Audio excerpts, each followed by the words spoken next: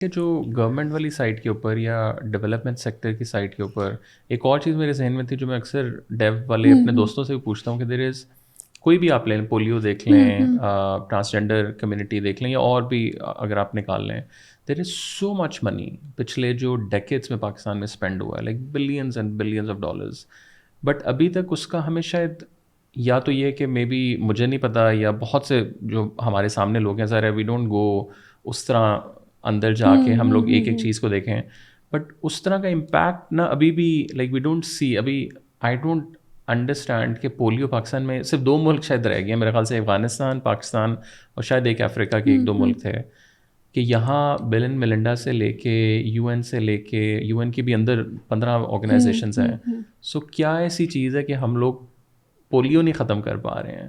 اب پھر مجھے یہ بھی ہوتا ہے کہ اگر پولیو ختم ہو گیا تو یہ ادارے بھی بند ہو جائیں گے، تو وہ جتنا کہ you know what I mean, like وہ ایک پورا سرکل ہے کہ بٹ آپ اتنا پیسہ لگا کے بھی ابھی افغان ریفیوجیز کا آپ اگزامپل لے لیں، دیر واز سو مچ منی جو پچھلے 30 سالوں میں پاکستان میں آیا ہے، اور آخر میں آپ نے ان کو لٹرلی 2 دن کا 1 ہفتے کا نوٹس دے کے بھیج دیا ہے. مطلب آپ پرابلی اپنے ٹی بوائے کو بھی شاید ایسے فائر نہیں کرتے ہیں. تو وہ پیسہ کہاں گیا ہے سارا؟ وہ مطلب ابھی ٹرکی کے اندر مجھے جانے کا وہ ہوا، اور جنرلی وہاں کچھ دوست کام کر رہے تھے جو سیرین ریفیوجیز آئے ہوئے تھے، پورے انہوں نے ٹاؤنز الگ بنا دیے ہیں، پورے سٹیز ایک الگ بنا دیے ہیں. سو ہم لوگوں نے یہ والی چیز ڈیو کی، بیکاز آپ نے تو ان اینڈ آؤٹ بلوچستان سے لے کے یہاں تک کام کیا ہے، like where is the problem? اچھا، پرابلم جو ہے نا وہ ملٹی لیئر ہے، لیکن میں یہ بڑی ہاٹ ڈسکشن ہے کیونکہ بار بار لوگ کہتے ہیں کتنے فنڈز آئے اس میں، تو ایک نیا پاکستان بن جانا تھا، فلانا بن جانا تھا. اب ایک وہ نیریٹو ہے فنڈز کا جو سرکار دیتی ہے، اور ایک وہ نیریٹو ہے جو ہمارے جیسے لوگ دیتے ہیں جو اس سیکٹر کا حصہ ہیں. سب سے بڑا جو آؤٹ کم ہے یا جو امپیکٹ ہے وہ ہے رویوں کی تبدیلی.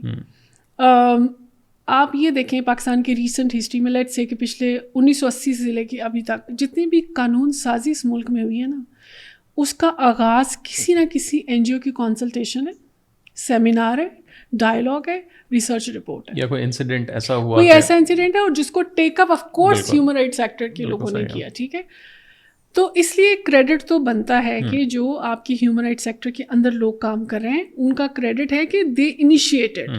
آپ کی جتنی ایون یہ ہمارا ٹرانسجنڈر جو لا ہے یہ کہاں سے آیا؟ پارلیمنٹیرینس تو یہاں سے پچھلے 76 ایئرس ہیں، ان کو کیوں نہیں خیال آیا؟ ٹھیک ہے، ڈفرینٹ پاکٹس میں کام ہوتا ایچ آئی وی ایڈس کے امبریلا میں کام ہوتا ایونچولی، اور اس میں ایف ٹی اے کو بہت بڑا کریڈٹ جاتا ہے کیونکہ 2013 میں ہم نے یہ والا کانسیپٹ انٹروڈیوس کرایا کہ جیسے باقی جگہوں پہ آپ رائٹ بیسڈ کام کی بات کریں، آپ ٹرانس کمیونٹی کے لیے بھی رائٹ، کیونکہ کام اس سے پہلے ہو رہا تھا.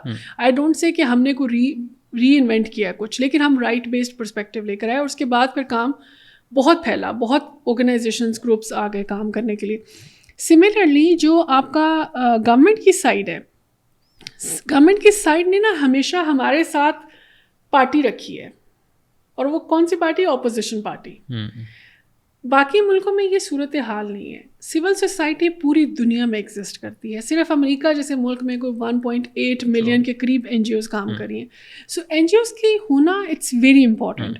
ہوتا کیا ہے کہ جب آپ کی گورنمنٹ جو ہے نا وہ آپ کے against state versus N G O ہے نا ہمارے ہاں، تو اب دیکھیں اسٹیٹ اتنی بڑی، اتنے وسائل، اتنی ایکسیس، آپ کا ایک کاغذ کے اوپر سائن کال لیجسلیشن، رائٹ؟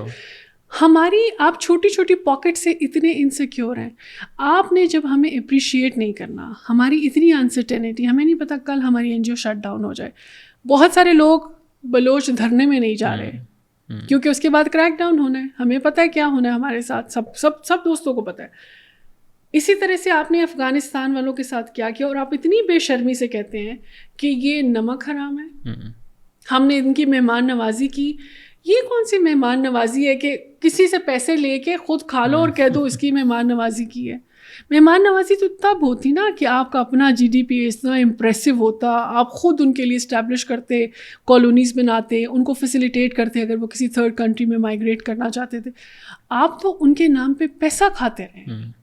ٹھیک ہے، سملرلی جو آج بلوچ مسنگ پرسنس کا ایشو ہے وہ اتنا ہی شرمناک ہے پاکستان کی ریاست کے لیے. اور پھر ابھی لوگ بڑا کمپیریزن کرتے ہیں، او وہاں سے پنجابیوں کی لاشیں آئیں اس کو بھی کنڈیم کرو. بھائی وہ غلط تھا، یہ بھی غلط ہے. آپ ایک غلط کو غلط کہنے کے لیے دوسرے کو آپ ڈسکریڈٹ نہیں کر سکتے. کیسے پاسبل ہے کسی اسٹیٹ کے اندر آپ مسنگ کرتے ہیں کسی کو؟ یہ اوڈیسٹی کہاں سے آ رہی ہے؟ یہ رائٹ کس نے دیا آپ کو؟